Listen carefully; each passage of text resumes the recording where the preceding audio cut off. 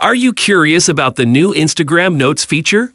And do you want to share short messages with your close friends or followers that you follow back? So in this video, we'll show you how to get notes on Instagram and start sharing your thoughts with the world. Keep watching, and we'll guide you every step of the way. To access the Notes feature on Instagram, go to your Instagram app's direct message, DM section. Look for profile pictures of people with a small note icon attached to them. If you see this icon, it means you have the Notes feature enabled on your app.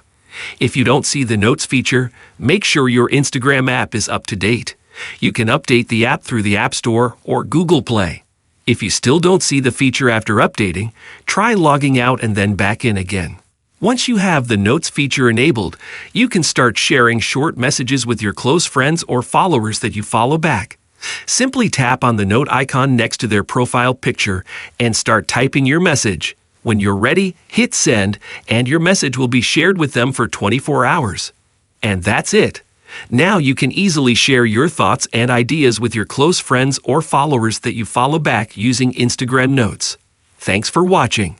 We hope this video has helped you learn how to get notes on Instagram. Don't forget to like, comment, and subscribe for more helpful tutorials.